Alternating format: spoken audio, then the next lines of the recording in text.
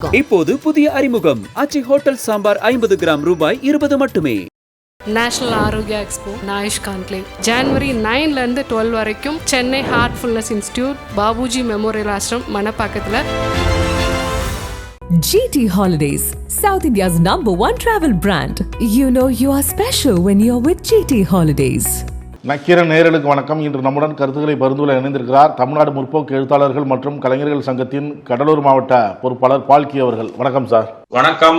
நக்கீரன் ஆசிரியர் குழு மற்றும் வாசகர்களுக்கு பால்கியின் அன்பு வணக்கங்கள். அரசு ஊழியர்கள் ஆசிரியர்கள் 20 ஆண்டு கால கோரிக்கையை முதலமைச்சர் ஸ்டாலின் நிறைவேற்றியிருக்கிறார் அப்படின்னு அரசு ஊழியர்கள் ஆசிரியர்கள் பாராட்டு தெரிவிக்கிறாங்க.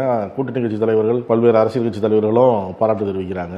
ஓய்வூதிய திட்டம் கடைசி மாசத்துல 50% கிடைக்கும், பணியின் போது இருந்தால் 25 லட்சம் வரை பணிக்கொடை என உள்ளிட்ட விஷயங்கள்லாம் அதில் இடம்பெற்றிருக்கு அப்படின்னு சொல்லி பாராட்டு தெரிவிக்கிறாங்க. இதுக்கு எடப்பாடி பழனிசாமி என்ன சொல்றாரு அப்படின்னா, தேர்தல் அறிக்கையில பழைய ஓய்வூதிய திட்டம் அப்படின்னு சொன்னாங்க, ஆனா இப்ப நடைமுறைப்படுத்தினது வேறு அப்படின்னு சொல்றாரு எடப்பாடி பழனிசாமி. வேலை நிறுத்தம் செய்யறாங்க, அதனால தந்திரமாக இதை செயல்படுத்தி இருக்கிறாரு அப்படிங்கிற குற்றச்சாட்டை எடப்பாடி பழனிசாமி வைக்கிறார். ஸ்டாலின் அறிவித்த இந்த ஓய்வூதிய திட்டத்தை அரசு ஊழியர்கள் வரவேற்கிறாங்க, பாராட்டுக்குரியது அப்படின்னு ராமதாஸ் சொல்றாரு. ஆனா அன்புமணி ராமதாஸ் இந்த உறுதியளிக்கப்பட்ட ஓய்வூதிய திட்டம் என்பது கவர்ச்சி முலாம் மூசப்பட்ட அரசு ஊழியர்களை ஏமாற்றும் மோசடி திட்டம், இதை நம்பி அரசு ஊழியர்கள் ஏமாந்து விடக்கூடாது அப்படின்னு சொல்றாரு. எப்படி பாக்குறீங்க? பரபரப்பாக தமிழ்நாடு முழுவதும் எதிர்பார்த்திருக்கக்கூடிய 20 ஆண்டு கால போராட்டத்தின் முடிவு நீங்க கேள்வியில கேட்ட மாதிரி பெரும்பாலான சங்கங்கள் வரவேற்றிருக்கக்கூடிய சூழல்ல முன்னாள் முதல்வர், நீங்க கேள்வியில் சொன்ன மாதிரி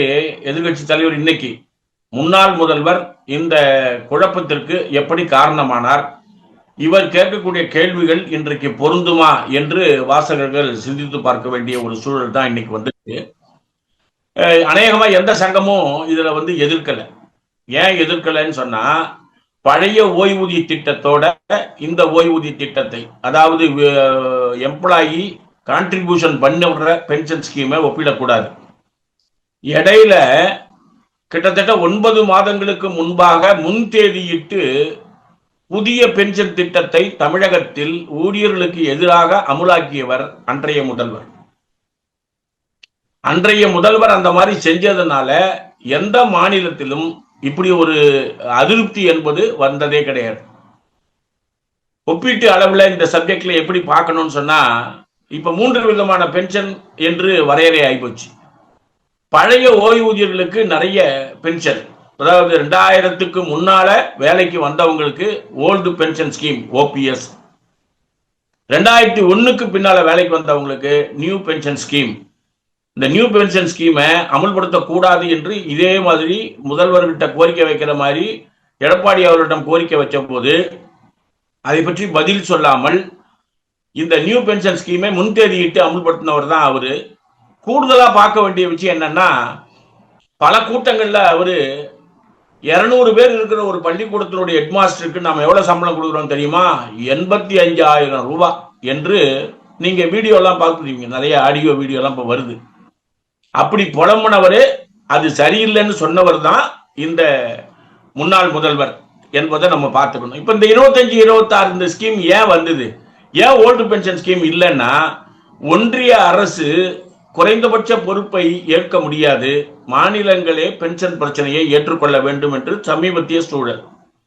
அப்போ 25-26ல வேற வழியே கிடையாது, நீங்க ஒரு 10% போட்டு உங்களுடைய பங்கேற்புடன், ஊழியர் பங்கேற்புடன் வரக்கூடிய scheme Tamil Nadu pension scheme TAPS என்ற பேர்ல கொண்டு வந்திருக்காங்க.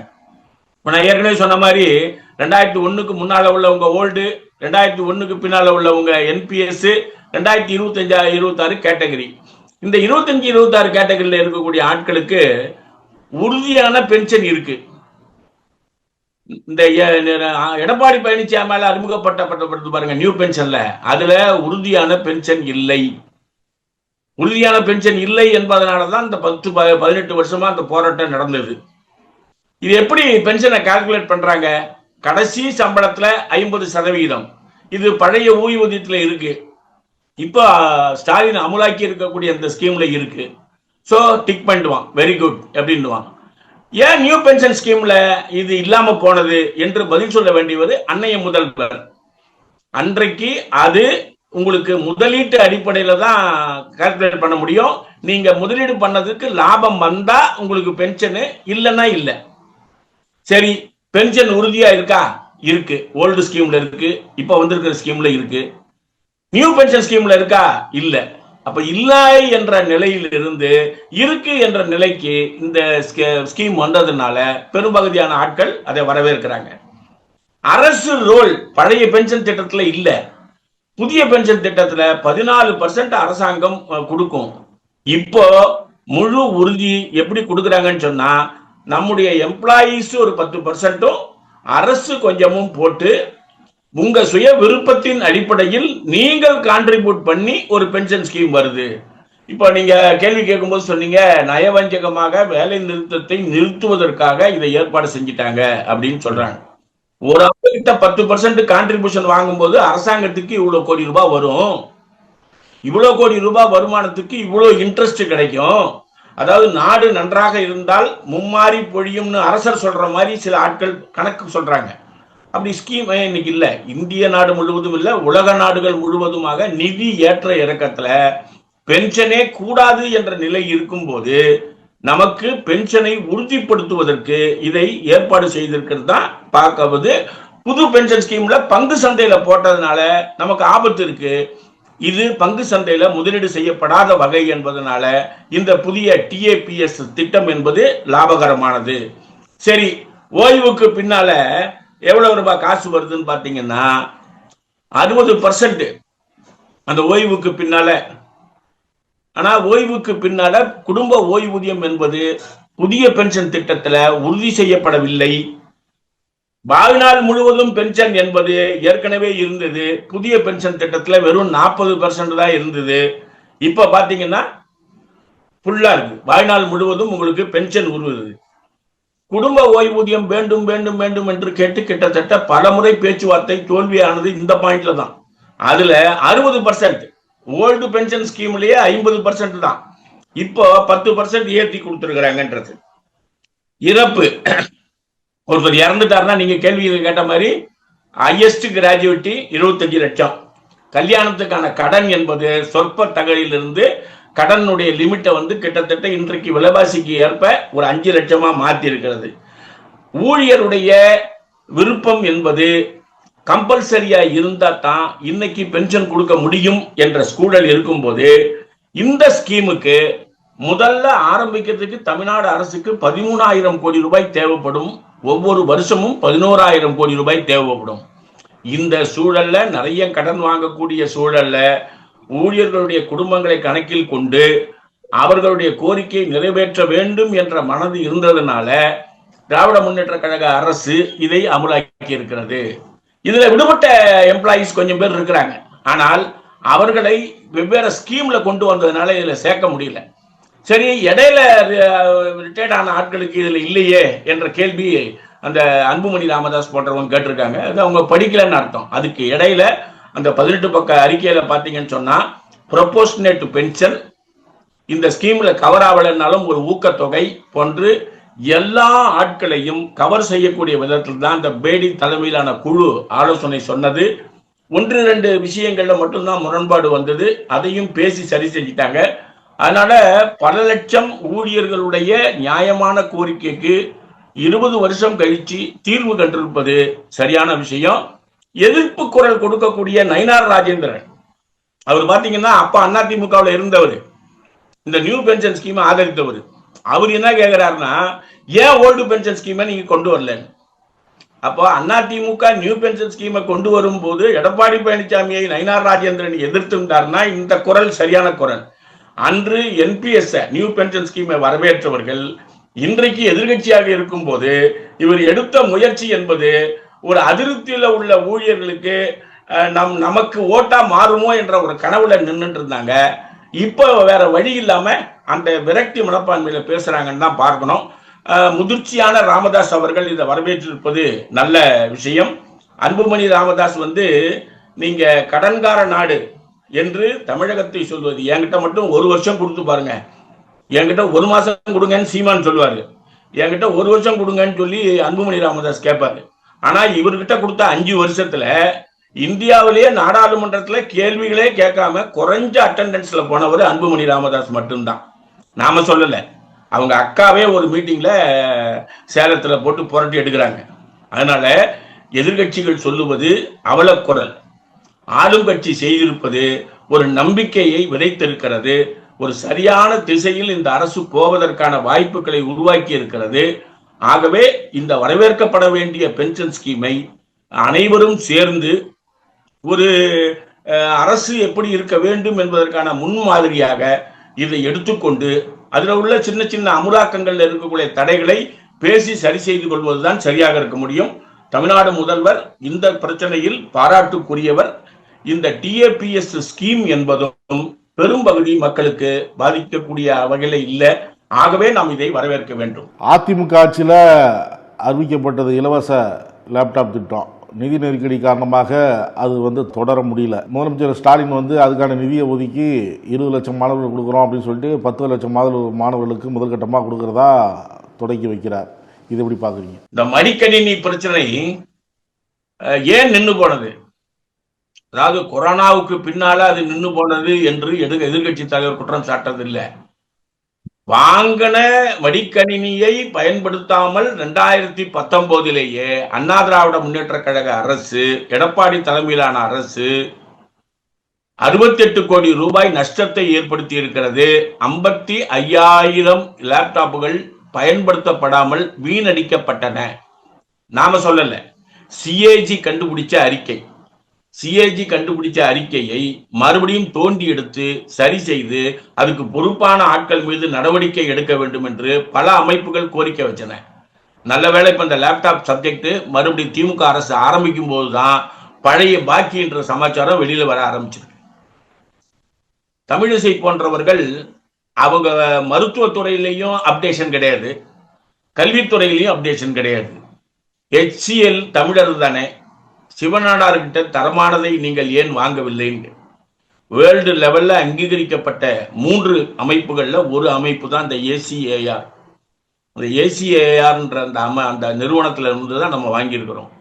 ஏன் HCL வாங்கல என்ற அந்த இன கேள்வி என்பதுதான் HCL அந்த சப்ஜெக்டை நிறுத்தி 7 வருஷத்துக்கு மேல ஆகுது. ஆக இந்த 10 லட்சம் முதல் கட்டமாக ஆரம்பித்து இன்றைக்கு எல்லா மாவட்டங்களிலும் மாவட்ட ஆட்சித்தலைவர்களால் பொது அரங்குகளில் வைக்கப்பட்டு மாணவர்களிடம் நேரடியாக விநியோகிக்கப்பட இருக்கிறார். ஆனா பப்ளிக்கினுடைய எதிர்பார்ப்பு பாருங்க, அதிமுக பீரியட்ல நின்று போய் நமக்கு கிடைக்காதது எனக்கு இப்ப கிடைக்குமான்னு காலையில எனக்கே 10 போன் பழைய ஆட்களுக்கு கிடைக்குமா எதிர்பார்ப்பு மக்களிடம் இருந்தது. அந்த எதிர்பார்ப்பை அதிமுக அரசு சரி செய்யவில்லை. திமுக அரசு அந்த கோரிக்கையை சரி செய்வதற்கான முயற்சிகள் எடுத்து அந்த நல்ல திசையை நோக்கி சென்று கொண்டிருக்கிறார்கள். இது மாணவர்கள் மத்தியில் மிகப்பெரிய அளவுக்கு வரவேற்பும் அவங்க கல்வி அறிவு மேலே போவதற்கும் மிகப்பெரிய அளவுக்கு உதவும். இந்த அமலாக்க சட்டமும் அந்த தமிழக அரசின் செயல்பாடும் போற்றுதலுக்குரியது, பாராட்டுக்குரியது. திமுக ஆட்சியை ஒழித்தே தீர்வோம், 2026 சட்டமன்ற தேர்தலில் வெற்றி பெற்று NDA ஆட்சி அமைக்கும் அப்படிங்கிறாரு அமித்ஷா. திமுகவை கடுமையாக குற்றம் சுமத்துகிறார். இந்தியாவிலேயே மிகப்பெரிய ஊழல் நிறைந்த கட்சி திமுக தான். கொடுத்த வாக்குறுதியில் பெரும்பாலான வாக்குறுதிகள் நிறைவேற்றவே இல்லை அப்படிங்கிறாரு அமித்ஷா. புதுக்கோட்டையில் நடந்த மாநாட்டில் பேசியிருக்கிறார். அதாவது புதுக்கோட்டையினுடைய அமித்ஷா விஜயம், அமித்ஷா தமிழ்நாட்டுக்கு வருவதும் பொங்கல் சமயத்தில் மோடி வரப்போவதும் தமிழர்கள் மீது உள்ள பாசமோ தமிழ் மொழி மீது உள்ள பற்றோ அல்ல. 2026 குழம்பிய குட்டையில் மீன் பிடிப்பதற்கு தயாராக எல்லா கட்சிகளையும் உசுப்பேற்றி விட்டு அதுல சில லாபங்களை அடைவதற்கு தமிழ்நாட்டை பயன்படுத்த போகிறார்கள். அவர் சொல்லியிருக்கக்கூடிய ஸ்டேட்மெண்ட்டை நான் பார்த்தேன், படித்தேன். நாம உடனே ஒரு 2-3 இடங்கள்ல விசாரிக்கும் போது பார்த்தீங்கன்னு சொன்னா ஆத்தன்டிகேட்டட் ஸ்டாட்டிஸ்டிக்ஸ் டேட்டா அப்படின்னு ஒன்று இருக்கு. அதிகாரப்பூர்வமான அரசினுடைய கண்டுபிடிப்புகள், சார்ட் அனாலிசிஸ்னு பேர் இருக்கு. அதுல என்ன சொல்லியிருக்கான்னு சொன்னா ஊழல் நிறைந்த 10 மாநிலங்கள் அப்படின்னு போட்டிருக்கிறார். முதல் மாநிலம் ராஜஸ்தான், 4வது மாநிலம் ஹரியானா, 2வது மாநிலம் உத்தரப்பிரதேஷ், 7வது மாநிலம் டெல்லி. இது நான் சொல்றது எல்லாமே பாத்தீங்கன்னா பிஜேபி ஆளும் மாநிலங்கள். 10வது மாநிலம் வெஸ்ட் பெங்கால், நம்ம மம்தா பானர்ஜி. 9 மாநிலங்கள் இவர்களுடைய கட்டுப்பாட்டில் உள்ள பிஜேபியினுடைய நிறுவனத்தில் உள்ள பிஜேபி நேரடியாக ஆட்சியை செலுத்துகின்ற இடம். நீங்க அதாவது வவுச்சர் ஊழல் அப்படின்னு ஒண்ணு கேள்விப்பட்டிருப்பீங்க. நிக்சன் பீரியட்ல அமெரிக்காவில் நடந்தது. அது மாதிரி இப்ப மத்திய பிரதேசத்துல ஒண்ணு நடந்திருக்கு. அது என்னன்னு சொன்னா, ராஜவேலு உடைய முகவரியில ஒரு வவுச்சர் இருக்கும், பால்கி முகவரியில ஒரு வவுச்சர் இருக்கும். இது மாதிரி 72,000 வவுச்சர் அந்த அரசினுடைய அலுவலகத்துக்கு வருகிறது. அந்த 72,000 வவுச்சரை பேமெண்ட் பண்றாங்க அந்த அரசு பேமெண்ட் பண்ணும்போது வெரிஃபை பண்றதுக்காக சோசியல் ஆடிட்டிங்கும் கவர்மெண்ட் ஆடிட்டிங்கும் போறாங்க. அப்படி போகும்போது பாத்தீங்கன்னு சொன்னா, பால்கி அட்ரஸுக்கு போன் பண்ணி, சார் நீங்க இந்த மாதிரி ஒரு வவுச்சர் கொடுத்துருக்கீங்களான்னு கேட்டா, எனக்கு புதுசா இருக்கு, என் தொலைபேசி நம்பர் தான். அதே மாதிரி ராஜவேலுக்கு போன் பண்ணாலும் அவர் என்னுடைய நம்பர் புதுசு. என்னையா விஷயம்னு கேட்டா, என் பேர்ல 62,000 ரூபாய் வவுச்சர், உங்க பேர்ல 13,000 ரூபாய் வவுச்சர். இப்படி ஒரு ஆளுக்கு சில ஆயிரங்களை போட்டு வவுச்சர் ஃப்ராட் அப்படின்னு ஒண்ணு நடத்திருக்காங்க. சரி, அதுல ஒரு 10% தான் அந்த மாதிரி ஃப்ராட் இருக்கும், மீதி 90% உண்மையாக இருக்கும் என்று பார்த்தால் அப்படி ஒரு அலுவலகமே இல்லை. அதாவது மொத்தமா அதுல சொன்ன கோடி எவ்வளவுன்னா 1324 கோடி. எந்த மாநிலத்தில் நடந்திருக்குன்னா, நாம இப்ப நம்ம முதல்ல சார்ட் 1 அப்படின்னு சொல்லும்போது ராஜஸ்தான் வருது பாருங்க.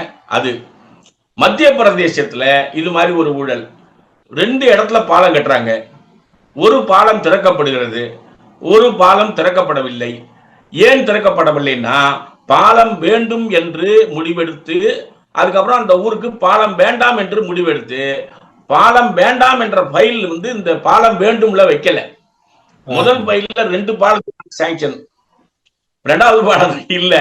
இந்த 2 பாலத்துக்கு பதிலா ஒரே பாலத்திற்காக 2 தொகையை ஏற்பாடு பண்ணி, இந்த 2 தொகையிலையுமே செலவு பண்ணாம முதல் பாலத்துக்கு வாங்கின தொகையை விட 67% அதிகமாக செலவு செய்து அந்த பாலம் ஓபன் ஆகுது.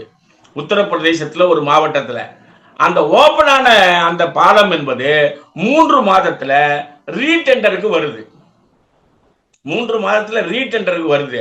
என்னன்னு போய் பார்க்கும்போது அந்த துறை அமைச்சர் சொல்றாரு, ஏற்கனவே அமைச்சர்களுக்கு கொடுக்க வேண்டிய அந்த தொகை இதுல கொடுக்க முடியாதனால ரீடெண்டர்ல ரிப்பேரிங் என்று ஏற்பாடு நாங்கள் செய்திருக்கிறோம். ஒன்னும் அவர் மறைச்சு கழிச்சு பேசல, ஓப்பனா பேசுறாரு. இப்ப நீங்க அமித்ஷா யாருக்கு பதில் சொல்லணும்? உத்தரப்பிரதேசம் அடுத்த பிரதமராக வருவார் என்று சொல்லக்கூடிய குரங்குகளோடு பேசக்கூடிய முதலமைச்சர். அவர் இந்த மாதிரி சப்ஜெக்டுக்கு பேசவே மாட்டாரு. அமித்ஷா அங்கிருந்து வந்து இங்க இப்படி பேசுறாரு. 3வதா ஒரு விஷயம், பாரதிய ஜனதா கட்சி ஒரு கிளீன் சிட்டின்னு சொல்லி ஒரு ஊருக்கு அவார்டு கொடுக்குறாங்க. அதுக்கு சில தொகை, சில லட்சங்கள் சாங்ஷன் பண்றாங்க. 8 முறை அந்த அவார்டு வாங்கியிருக்குது அந்த இடம். இந்தூர் அப்படின்ற ஒரு இடம். அங்க சாதாரணமா பைப் லைன்ல கழிவு கலந்து கிட்டத்தட்ட 450 பேர் அட்மிட் ஆகுறாங்க. 7 குழந்தைகள் சாவு, மொத்தமான சாவு 18 பேரு. இந்த சாவு நடந்தப்போ அந்த தொகுதிக்கான பிஜேபி எம்எல்ஏ போறாங்க. பிஜேபி எம்எல்ஏ ஊஞ்சல் ஆடிக்கிட்டு இருக்காரு. அவர் சொன்ன பதில், 10 லட்சம் பேர் இருக்கக்கூடிய ஒரு நகரத்தில் 15 பேர் இறந்து விட்டார்கள் என்று கூக்குரலிட்டால் சரியா?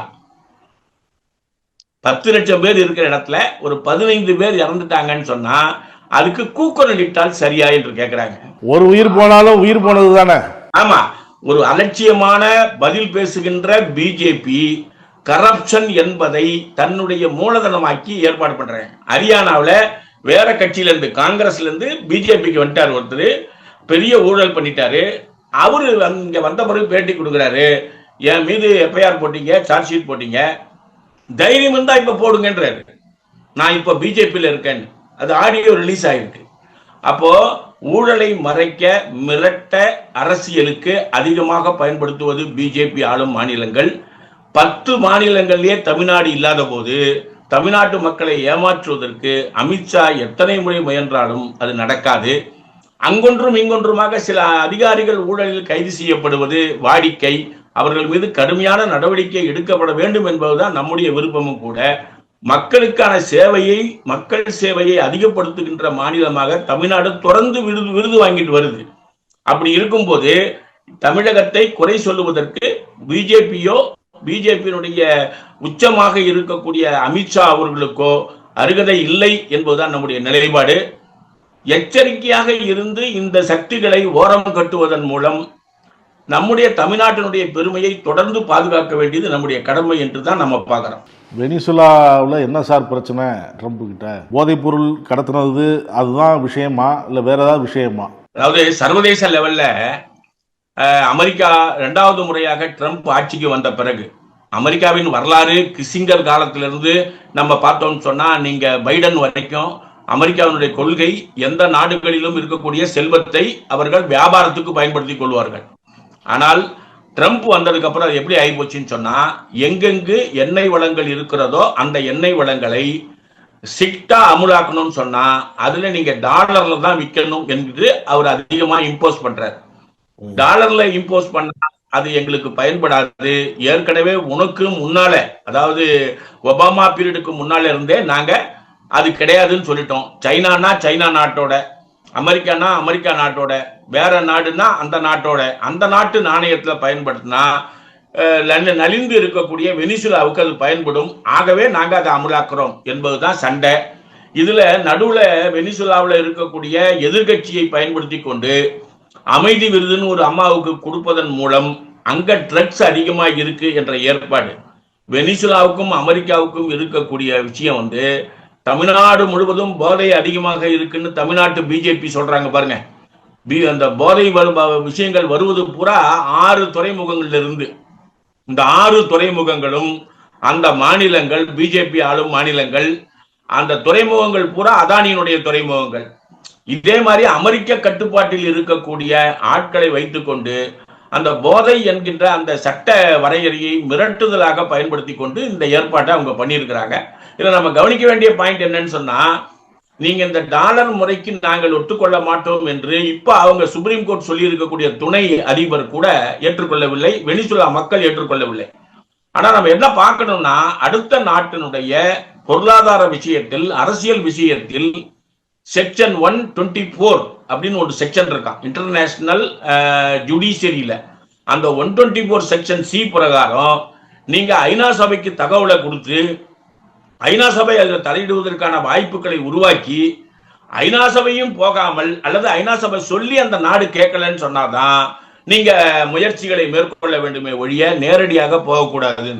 ஒரு திருடனை கைது செய்வது போல ஒரு போக்கிரி தேசத்தினுடைய அந்த தலைமை பொறுப்பில் இருக்கக்கூடிய ட்ரம்ப் என்பவர் இதில் ஏற்பாடு பண்ணியிருக்கிறாரு. இதுல என்ன பெரிய விஷயம் சொன்னா எந்த நாடுகளும் எதிர்ப்புல இருக்கும் அல்லது ஆதரவுல இருக்கும்.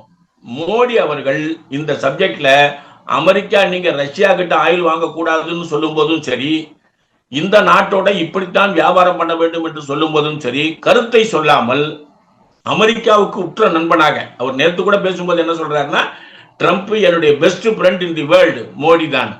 உன் நண்பனை சொல், இந்த உன் அரசியல் எனக்கு தெரியும்னு ஒரு பழமொழி இருக்கு. அந்த வகையில ட்ரம்பினுடைய இந்த அத்துமீறிய ராணுவ நடவடிக்கை என்பது உலக நாடுகள் எதிர்த்திருக்கின்றன. இந்தியா முழுவதும் நேதெல்லாம் கல்கத்தாவில் பார்த்தீங்கன்னா பெரிய அளவுக்கு ஆர்ப்பாட்டம், லண்டன்ல மிகப்பெரிய அளவுக்கு ஆர்ப்பாட்டம், இன்டர்நேஷனல் ஜுடிஷியரி உள்ள இறங்கி வருவதற்கு தயாராக இருக்கிறார்கள்.